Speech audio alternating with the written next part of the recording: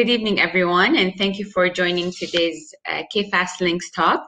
The talk will be about the future of insurance in our post-COVID world by Thomas Frey. Thomas is a Google's top-rated futuristic speaker. He's a senior futurist at the Da Vinci Institute and a former innovation editor for the Futurist magazine. Our talk will be approximately 40 to 45 minutes, followed by a Q&A. So please keep all the questions on the side of your screens, as you can see the chat. I'll capture all the questions for Thomas to answer at the end. Thank you again, and hope you enjoyed the talk. Thomas, the screen is yours. All right. The insurance world is going through some massive changes right now. Things are happening very quickly. Every 10 seconds, another 17 people die in the world. Now, this is what it averages out to every day. Every day, another 151,600 people die in the world. Roughly 30,000 die of heart failure, another 25,000 die of cancer. But the question I like to keep asking is, has our mortality rate in 2020 gone up or down, or stayed the same as a result of the pandemic? The more the statistics I'm looking at shows that we're actually doing some sort of trade-offs, and it looks like our mortality rate is roughly staying the same. Now, we'll be able to get a better picture of that moving forward.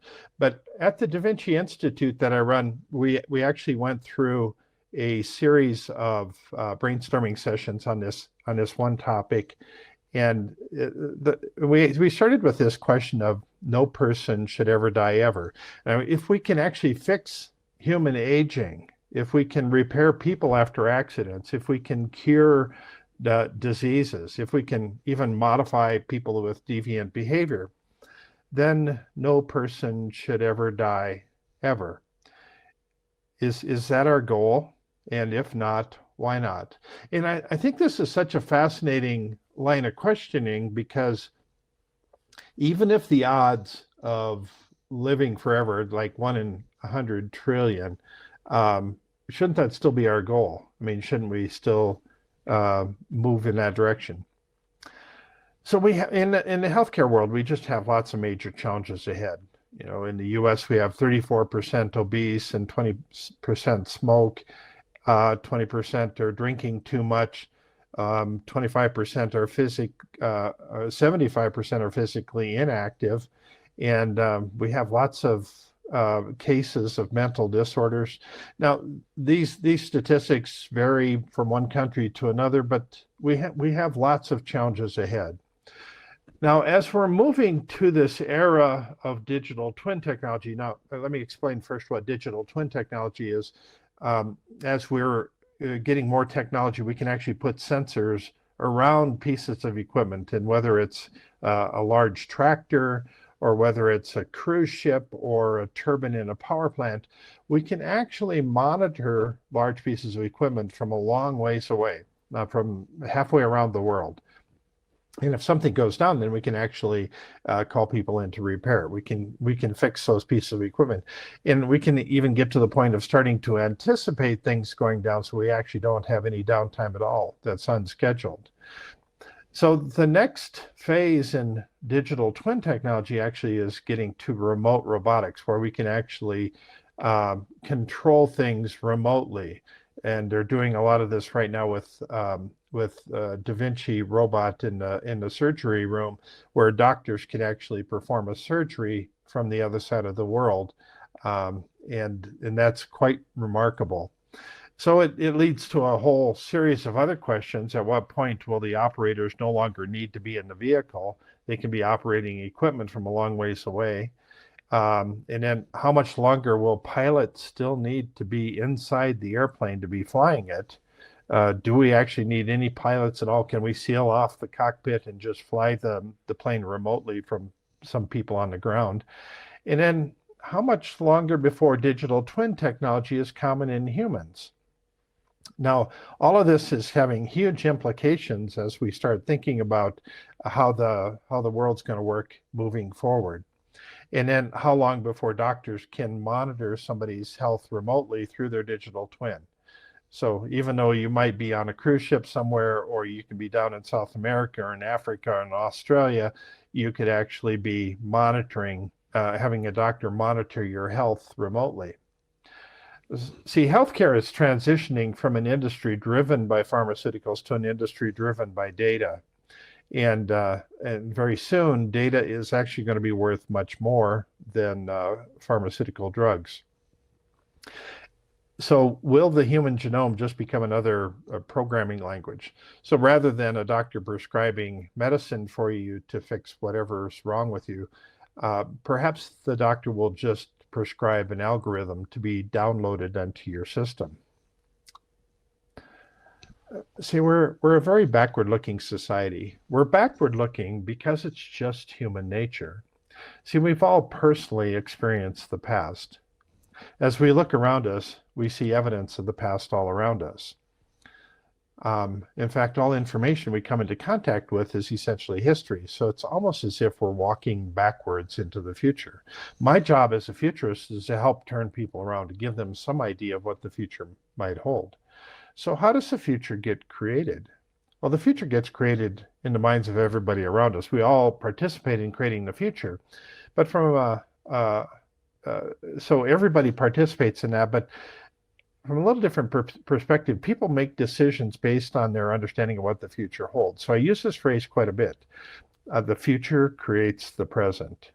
Now, this is just the opposite of what most people think. Most people think what we're doing today is going to create the future, but from a different perspective, it's these images of the future that we hold in our head determine our actions today. So here's the key thing. If we change people's vision of the future, we change the way they make decisions today. Let me emphasize that again. If we change somebody's vision of the future, we change the way they make decisions today. So in all the presentations I do, that's my goal, is to change people's vision of the future. And as a result, they will walk away making different decisions. In 2019, the World Health Organization and the World Bank reported a world at risk. There's this report that came out, and in the report they said that there's a very real threat of rapidly moving, highly lethal pandemic of respiratory pathogen nature, killing 50 to 80 million people and wiping out 5% of the world economy. Now, this was a 2019 report, and we're actually living through that right now. See, viruses do not respect the timeline of other disasters. They do not respect borders or politics. And this is causing the nature of risk to change. This is changing the nature of risk in some dramatic ways. So we actually need permanent risk reduction solutions for everything from water to sanitation and hygiene, education. We need risk reduction solutions for health and nutrition, for child and social protection, for shelter and housing, for public open spaces. And so then we get to the point where we ask, how will AI and neural networks alter the path of actuarial science and our ability to manage risk? See, this creates instantaneous situational awareness. We're able to see things happening all over the world and start understanding what's taking place instantly. It enables us to predict the likelihood of business failures, enables us to understand industry downturns, even predict loan defaults, and even to figure out the value of a college education before it actually takes place. So AI opens the door to custom insurance packages designed for any situation at any time, at any place in the world. It allows us to make spontaneous business decisions and to reassess the situation through this actuarial science. It enables us to work with unproven supply chains It enables us to deal with unexpected merger issues. And so the coronavirus has become this massive turning point, and it's speeding up so many things and slowing down so many things, but it's just changing the world. Now, we all heard the stories about how this all got started.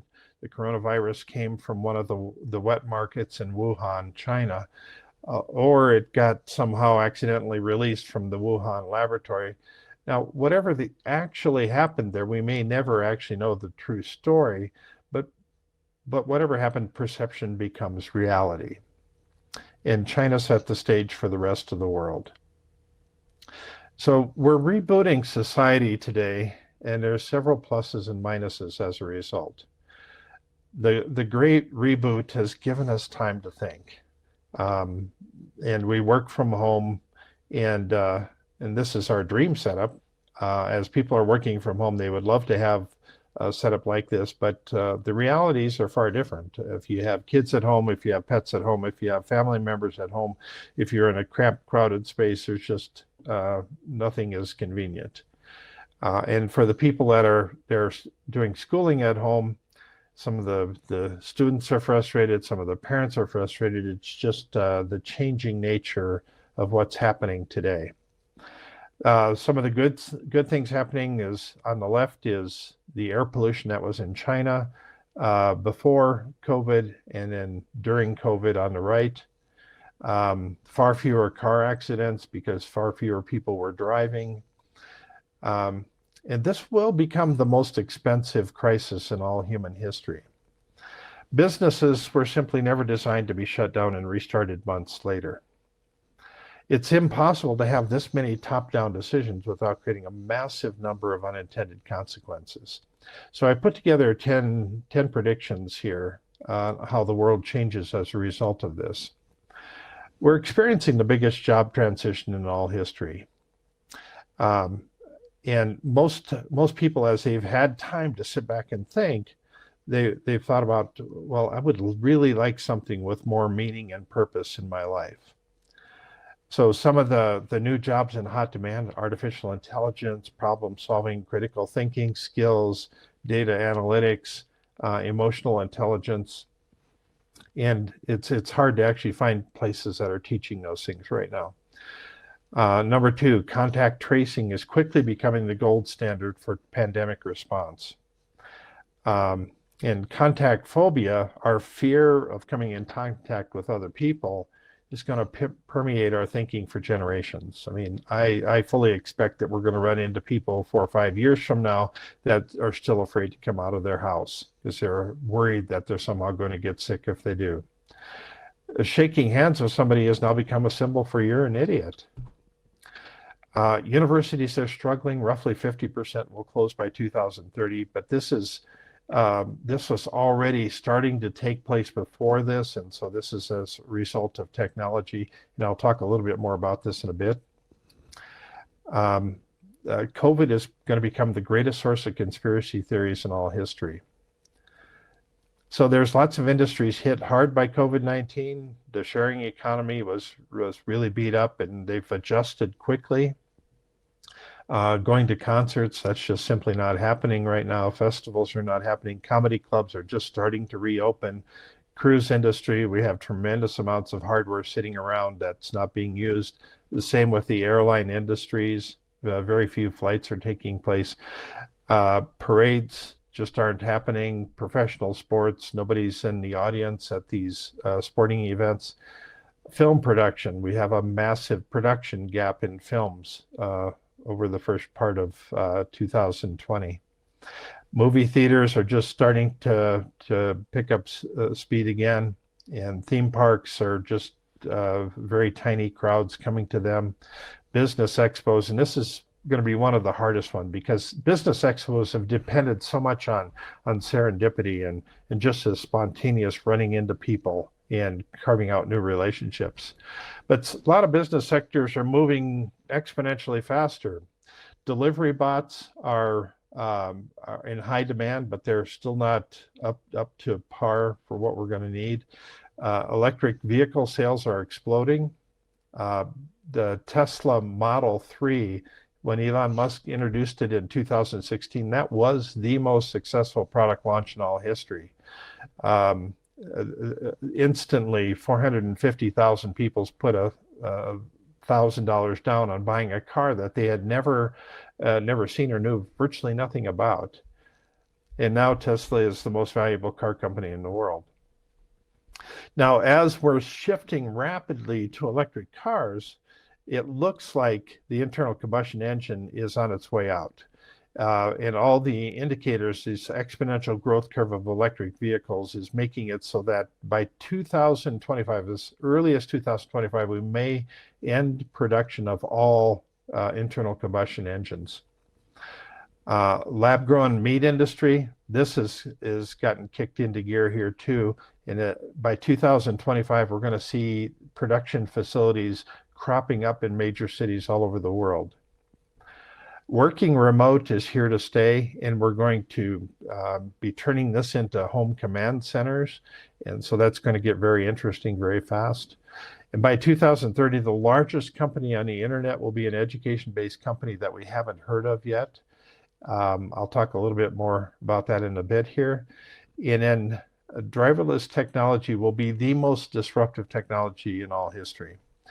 And when we talk about autonomous vehicles, we're talking about vehicles that not just drive on the ground, but fly in the air, that are on the water and under the water and are climbing things. And so it's going to be very interesting how this evolves. So to give you an example of how this changes things, if you're at home late at night and you need something from the store, rather than getting dressed and going to the store, you can just summon the store to come to you. And this little convenience store pulls up in front of your house. You go out and you pick out whatever you want. There's nobody in the actual store. You take what you need and it automatically charges you for it. And this is actually going to transition into offices as well.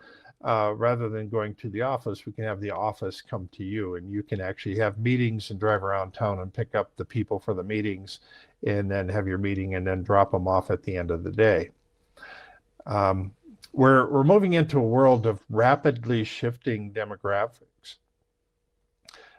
In last year, Elon Musk at a conference in Shanghai, he said that, "I think the biggest problem the world will face in 20 years is population collapse." And he emphasized the word collapse. See, the demographics of the world is shifting very rapidly, and we basically stopped having kids in most of the major countries around the world. And as a result, over half of all the babies born today are being born in 6 countries. Let me emphasize that again. Over half of all the babies born in the world are born in these 6 countries: Nigeria, Congo, Tanzania, Ethiopia, Angola, and Pakistan. And the number that I have next to these countries is the literacy rate. These are countries that largely get ignored by a lot of the major players, but over time, these countries are going to be responsible for roughly 50% of the population of the planet.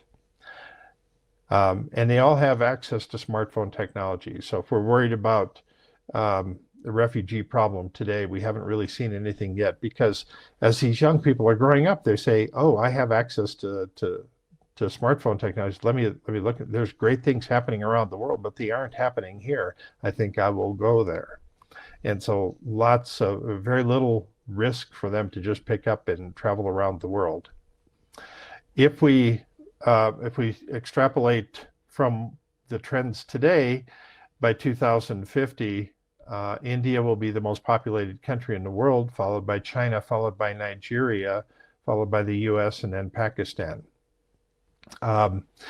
If we push it a little bit farther and go to 2100, over 23 major countries around the world will lose over half their population. Countries like South Korea, China, Japan, Brazil, Thailand, Italy, they're going to be losing population quickly. So during times of great chaos, though, comes great opportunity, and there's lots of great things that can happen. So here are 4 future trends for the insurance industry. Working from home represents a sea change transition, both for the insurance companies and their customers. So this the ways you work with these customers is going to dramatically change. And the way that you insure their lives, the nature of risk changes as well. So as a result, we're going to be shifting to a health-first taxonomy. With all the priorities in flux, health becomes the most fertile entry point. So when you're talking to a new client, if you talk about health, then everything can branch out from there. We're moving into this digital living space, and that's affecting us in lots of different ways. So as an example, streaming during the pandemic is up 26%. 45% of global consumers are now devoting more time to social media, and then 32% decline in driving distances as a result of our digital lives today. But this is creating a need for new insurance models. So fewer face-to-face meetings means that we have to manage our relationships with clients and customers differently. We're also, autonomous cars are going to require a different kind of product because it changes the nature of risk with cars. Now keep in mind that as autonomous cars don't have to be perfect, they just have to be better than human drivers. And so it seems like right out of the chute, they're better than human drivers. And then this creates an empathy mandate. We're going to have to respond to customers' needs and desires in far different ways because this is changing the way they think about the world. So 4 possible new insurance products for the future, and this will naturally sound pretty far out, but as an example, when we have achievements, such as getting an expensive education, this skill set longevity, is there a way to actually ensure that it's going to be relevant for a certain period of time? Our influence is a valuable asset. So can we actually have influence insurance? But it's actually hard to quantify, it's hard to value, but people are putting huge amounts of time and energy into creating their kind of their influence profile. Our entity is very valuable. In the future, we're going to have downloadable personalities, and so will we be able to actually ensure the survival of our entity? People are going to want that in the future. And then understanding our legacy. People want to have a positive legacy after they die. And so they want to pass on their legacy to the next generation of people. And doing that after death is very important for a lot of people. So the education world is about to get turned upside down. In 2012, I was giving a talk in Istanbul on the topic of teacherless education. Now, after my talk, one of the executives from Google came up to me and he says, we're very interested at Google in teacherless education because we want to educate Africa and teachers don't want to go to Africa. And that was a very revealing moment for me because no, teachers don't want to go to Africa. They don't want to go to Siberia. They don't want to go to the rainforest in Brazil. There's just lots of places in the world that teachers don't want to go. So we have a global teacher shortage of roughly 69 million teachers right now, and roughly 23% of all kids growing up in the world don't go to any school whatsoever. And if we look at it from a different angle, if we continue to have to insert a teacher between us and everything we have to learn in the future, we can't possibly keep up with the demands of the future. So the role of education is changing. It's no longer possible to predict the educational needs of business 4 to 5 years in advance. We are preparing students for jobs that don't exist, using technology that hasn't been invented to solve problems we don't even know are problems yet. So the average person entering the workforce in 2030 had better plan to reboot their career 8 to 10 times. They're going to be shifting gears a lot, so they need to develop new skills along the way. Now, artificial intelligence, as we start adding this to the equation, this changes so many things. This is a technological revolution that's going to fundamentally change everything. But it's not something that we just instantly came up with. This has been worked on for decades, and it's all kind of coming to a head right now. These are some of the early adopters for artificial intelligence, healthcare, power, energy tech, driverless vehicles, Internet of Things. But the human race has an unwritten mandate to pass our knowledge from one generation to the next. Libraries aren't good enough. Colleges are simply not fast enough. And technology still has a bad interface for the human mind. But changes are happening very quickly. So our education system has been built around just-in-case learning, which ends up being a very poor fit for our just-in-time business world. So we're learning all of these things just in case we need them sometime in the future. And very little of what we learn in college ever gets put to use in today's business world. Certifications are now competing directly with college degrees. As an example, right now there's a huge demand for cloud management certifications, a huge demand for cybersecurity certifications, and very soon we're going to have a huge demand for quantum computing certifications. Now, lots of people like these because they can get these certifications in less than a year, and the jobs they can get are more valuable than the ones they can get with a college degree. If we come at this with a slightly different angle, this idea of accomplishment-based education is quite interesting. So unlike apprenticeships, virtually none of the effort going into a college degree produces anything noteworthy. So few people actually walk away from college and can show somebody what they accomplished in college. Lots of papers get written that nobody reads. Lots of things get memorized, but there's nothing that's really tangible that's noteworthy coming out of that. But there are lots of achievements that could be the equivalent to a college degree. So I like to think of this as, we'll use this example of writing a book. If I had an AI teacher bot plugged into my ear, could I write a book and then I walk away with something that's the equivalent of a college degree because it taught me how to do all this writing, and then I have actually something that I've accomplished in the process. Maybe it's be designing a video game and I have this AI teacher bot coaching me along the way. I could invent a product and it coaches me how to create these prototypes and how to get a patent on it and how to market it into the real world. Or it could produce a documentary or launch a new business or found a movement or produce a podcast series or just simply become an expert on a topic. And as I'm working on that, I have this AI teacher bot that's coaching me along the way. So if we come at it from a slightly different angle, this idea of what if we gamify education with microcredits? And the scenario I like to use is this idea of 100 microcredits equals 1 college credit.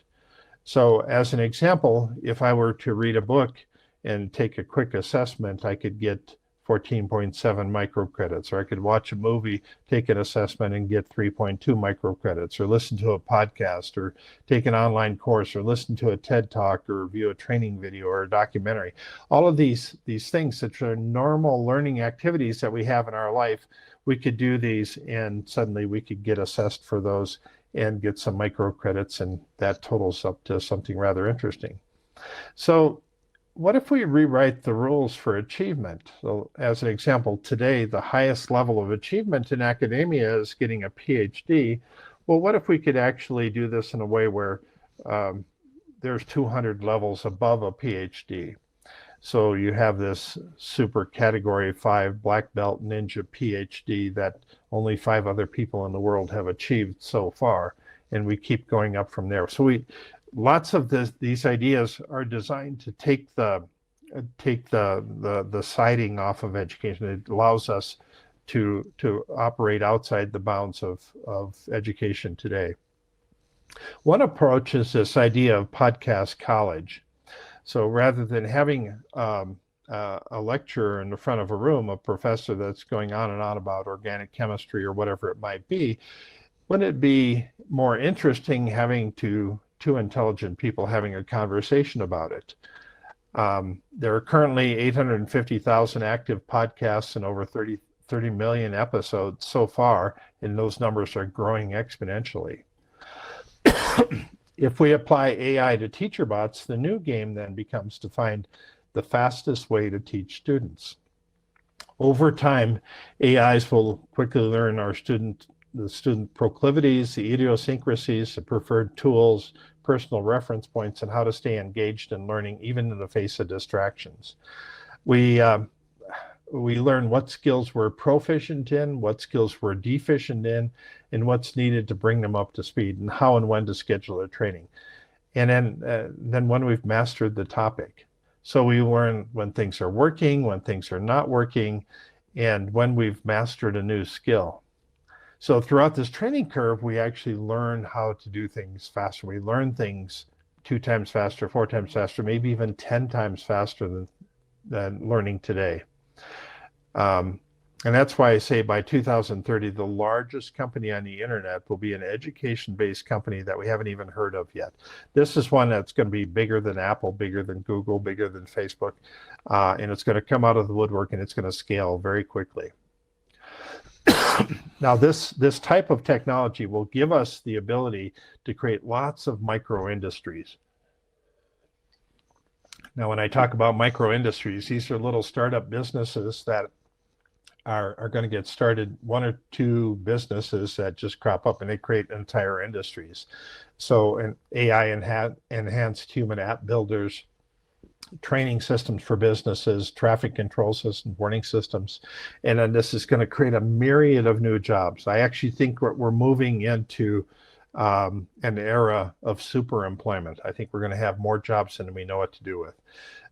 Everything from self-assessment auditors, data contextualists, efficiency analyzers, school designers, policy advisors, career transitionists, Go counselors, and much, much more. But for people all over the world, COVID-19 is a deeply personal experience. Governments are now exerting more power and control than any time in history. This is going to lead to short-term deglobalization. It's going to lead to short-term protectionism. And we're going to see this shift to local manufacturing. We move it from remote countries back to our own countries. And then we're going to see lots of interesting changes to supply chains, stockpiling, tight controls over sensitive exports, that sort of thing. So society is changing faster today than ever before in history. And we're actually looking to the storytellers to help guide our thinking. So pay close attention, because our definition of heroes, success, and achievement is changing. We're desperately seeking new forms of leadership, decision-making, ways of setting priorities and getting things done. We no longer feel comfortable with our old sense of morality, purpose, pursuits, and relationships. Our global consciousness has changed, and this is the perfect time for a whole new breed of storytellers to pave the way. So never again. After this, the people of the world will demand never again. So how do we pandemic-proof our world so this never happens again? Is it possible to pandemic-proof our world? Well, the first step would be to control the meat supply. That tends to be where most of these viruses and pandemics get started. So we could eliminate the wildlife markets. We could prohibit the sale of raw meat that hasn't been irradiated or cleansed with UV radiation. We could make the transition to lab-grown meats. At least some of us might want to do that. Some of us might want to make the transition to plant-based meat substitutes.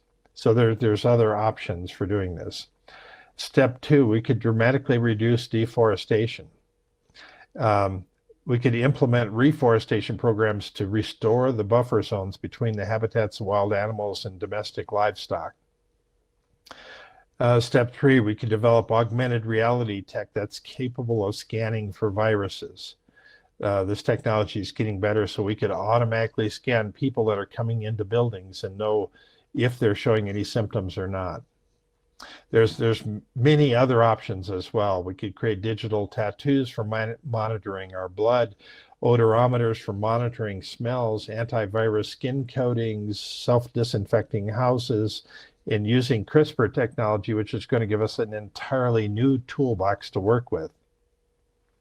So what does it cost to do pandemic proofing? Well, it's roughly 30 billion a year versus the 20 trillion or more that it's going to cost us to solve this one. We're entering a period of unprecedented opportunity. So why is this so important? Humanity is going to change more in the next 20 years than in all human history.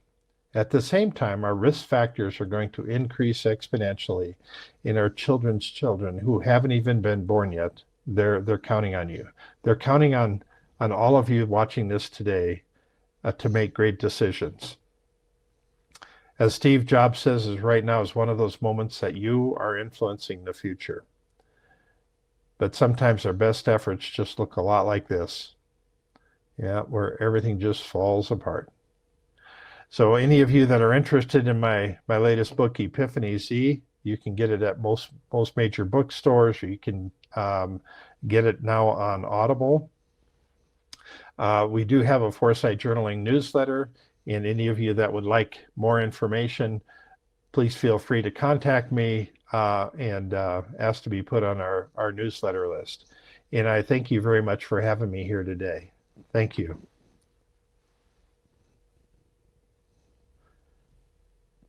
And so let me switch over here. All right. And I sincerely apologize for the technical faux pas here today.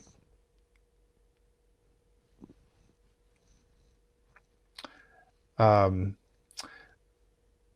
me see if we can arrange so that I can hear everybody. All right, can you hear me? I'm not hearing you on your end.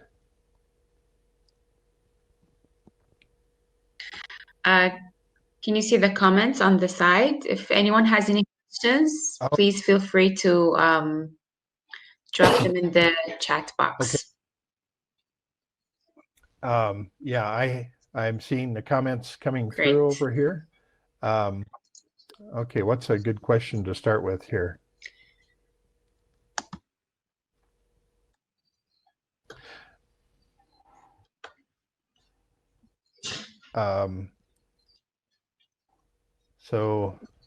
What role does UNESCO play in the development of future literacy? That's a great question. And actually, we're going to get into this whole issue of what's going to constitute literacy in the future. Literacy is a moving bar. As we're talking back and forth to our computers, and they understand different languages, does that somehow negate the need to read and write? I think that that's a question that's going to be plaguing us a lot in the future moving forward, because we're going to start seeing less and less actually written down. I'm not sure that's a good thing, because what is information going to look like 100 years from now? Is it just going to all be audio? Will it be lots of visual stuff? We're going to be able to create three-dimensional representation. So rather than just taking a flat picture, we're actually going to be able to take three-dimensional photos of the world around us. So the nature of literacy is going to change dramatically over the coming years. Did you have any other key questions you wanted to ask, or how will things change when we get a vaccine, and how well will that perform? So yeah, that's a big wild card right there. One of the vaccines is actually using a CRISPR technique to actually solve the problem. So we're going to be coming at this from a lot of different angles, but solving the COVID problem is very challenging. In the past, the pandemics have not actually come to much of an end. One of the exceptions is smallpox, and we've pretty much eradicated that around the world. But that's a rare exception, and that took several decades to accomplish. So if we think that suddenly we have a vaccine and suddenly everything's done and finished, I think that's a false assumption. These things tend to drag on. I wish I could be much more optimistic than that. I wish I had a more definite answer as to how this all ends. This idea of flattening the curve, though, it was the idea of actually you're not getting it now, you're going to get it later. So we've got to come up with a long-term plan here, and so we may be wearing masks for quite a while here.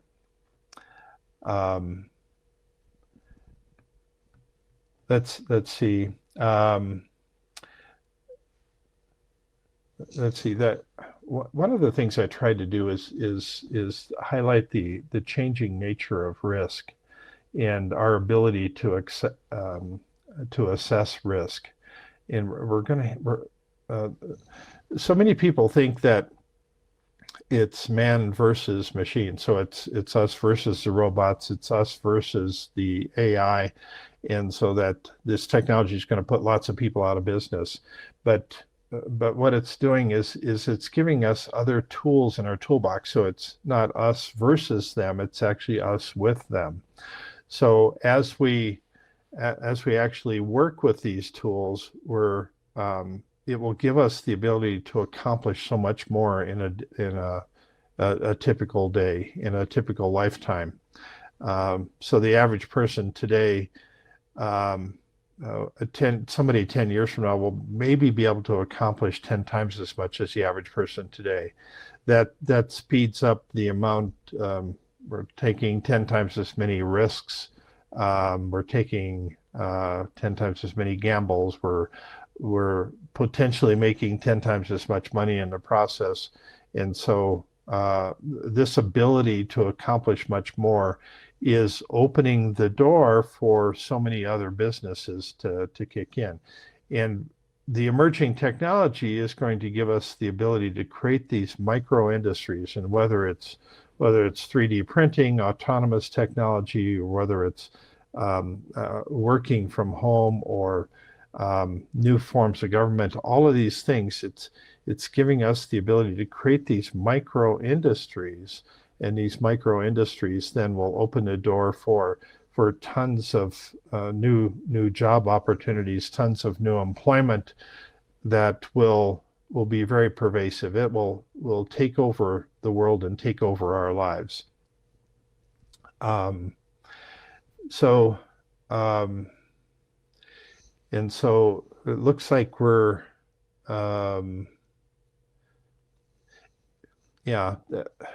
so we're becoming a much more fluid world. As people move around the world, this is changing the nature of risk as well. As we're crossing country borders, at the moment, we've made it much more difficult to cross country borders. So I'll give you one example. I recently traveled to Seoul, Korea, and it looked like everything had finished in Korea surrounding the coronavirus and COVID. And so it looked like things were over. So the real thing is how does this fluid nature of humanity, how does this change the way we get around? And it's actually going to make things more difficult. Now, as I flew to South Korea, I flew to Seoul, Korea. I actually had to go to the airport, and I went through about 10 different checkpoints when I got there. And one of the checkpoints, I had to download a couple different contact tracing apps. and I had to use these apps to actually be in touch with them. I had to fill out this report on a daily basis, and they physically called me every day to see if I had any symptoms when I was there. But after going through these checkpoints, then they loaded us onto a bus and they took us to a COVID hotel. And this is run like a biohazard site. And they actually,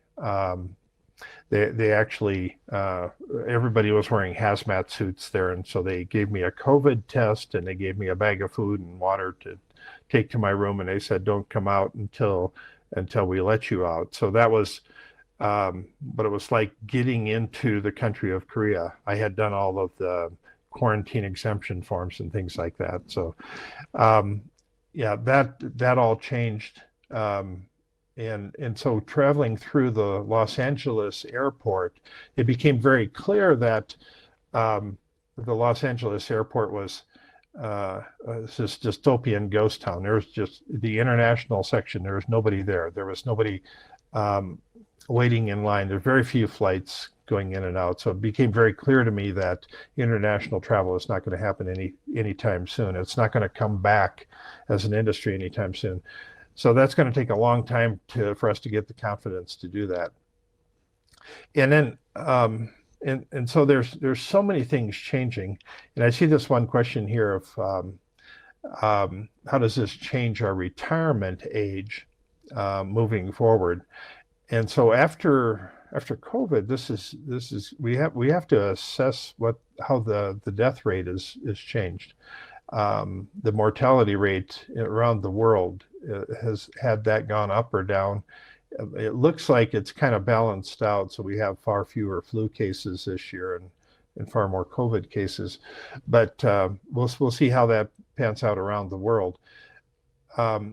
Now, people are tending to live longer because of the advancements in the healthcare industry. To think that we're going to live radically longer, that still remains to be seen, because we haven't really proven that we can get past the 120-year barrier. Virtually nobody lives past 120 years. I had a friend that asked me the question. He said, isn't it true that somebody that's alive today will be the first person to live forever? And I told him that that's a really crazy question, because in order to prove that they'll live forever, somebody has to live longer than them to prove that they've lived forever. And that's just simply not possible. So living longer lives, it takes a long time to prove that we're doing that. It takes a long time that everybody's successfully living to maybe the median age goes up to 90 and or up to 100. That takes a long time to actually prove that that's happened. And so I don't think that that's going to be a good question that we can really answer anytime soon. As far as other questions, the concept of work and retirement, these things are changing dramatically as well. So what's going to constitute work in the future? Now, a lot of people working from home that's what they prefer to do. It's changed how much people like the job that they're doing. It's changed how many people are quitting and things like that. And so I'm just reading one more question here.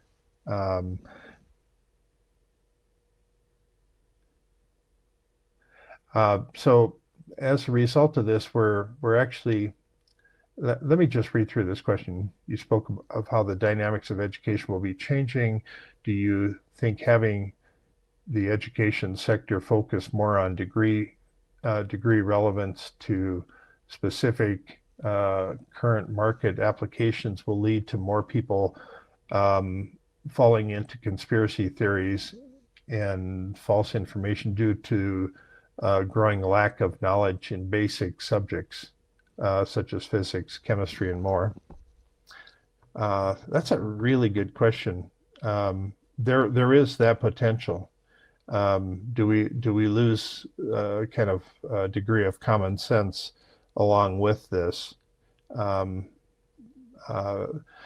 because the nature of conspiracy theories is such that they're getting more complex and more integrated, more believable, and with a degree of fake news added into it, it makes it so that it's much more difficult to discern what's real and what isn't. I've often talked about this idea of if we actually apply a truth meter to everything in life, every book that we read, a truth meter to every TV show that we're watching, every course that we're taking in college or school. I think so many things would fail miserably if we actually applied this truth meter to everything. And so we haven't put that much emphasis on it in the past, and now we're at a state where we're doing fact checking on almost everything because there is so much false news that's coming out.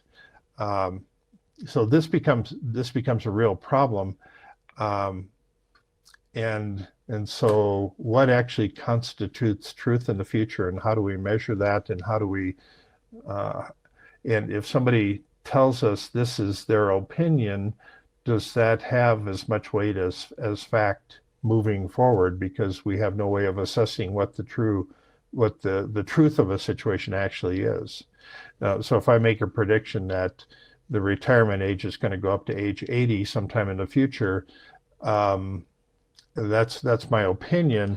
That's not necessarily a fact. And so how do we discern what's fact and what isn't?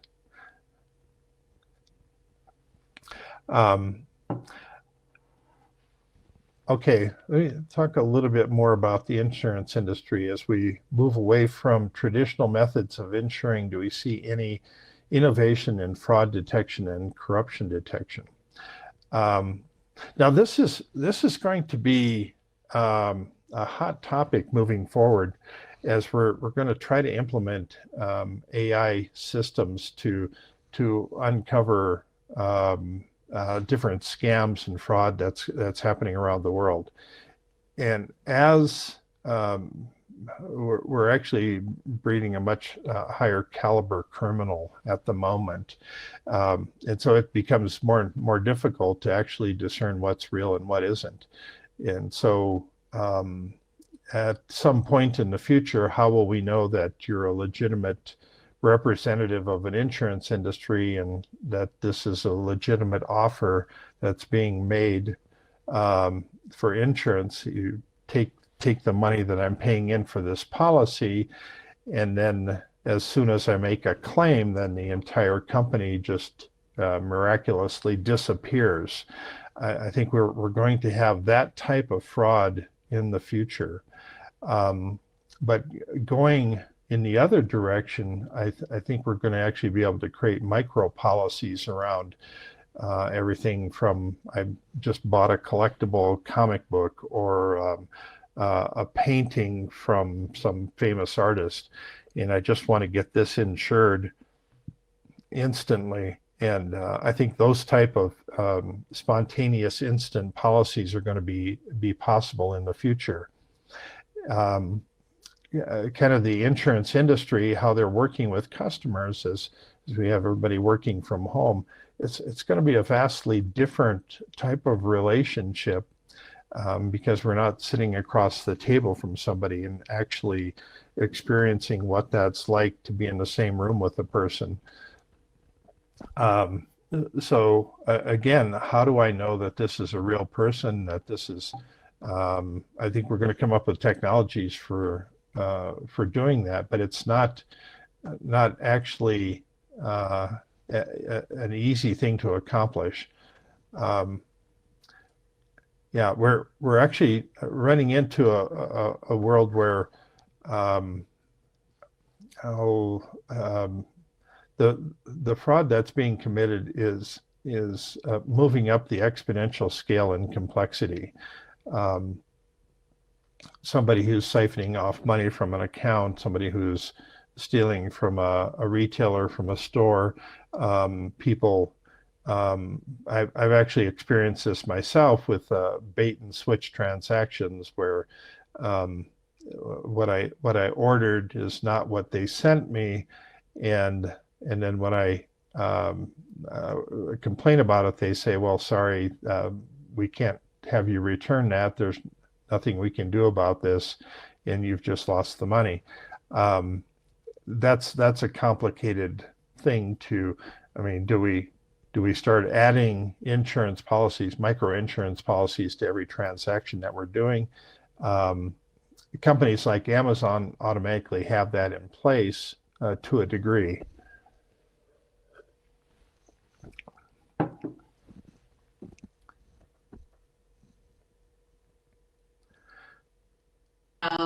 Good. That was a great presentation, Thomas. Thank you so much. Well, thank you. Again, I really apologize for all the technical faux pas that we've had here today. And I hope it gives some insights into this crazy world that we're entering into. Yeah, so many things are changing. It's hard to keep our finger on the pulse of what's going on today. Yeah. Thank you everyone for attending, and hopefully you'll be able to see the video soon on YouTube. Okay. All right. Thank you everyone. Have a wonderful evening. All right. Well, thank you. Thank you, Thomas.